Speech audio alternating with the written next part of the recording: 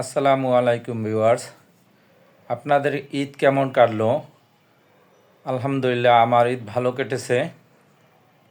আমি সকালবেলা নামাজ পড়ে মা ও ভাইয়ের কবরস্থান জিয়ারত করে তারপর 3 বোনের বাসায় এবং 3 ভাইয়ের বাসায় দেখা করে তারপর বাসায় আসলাম।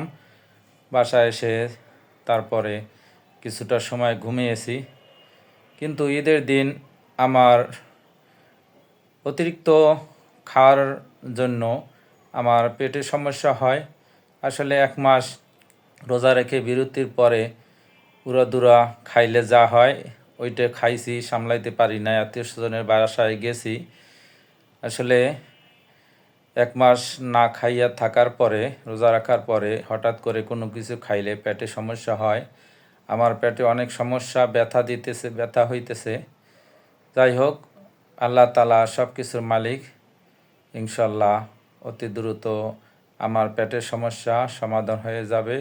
আল্লাহ সমাধান করবে। আপনারা সবাই ভালো থাকবেন এই দোয়া করি। আসসালামু আলাইকুম।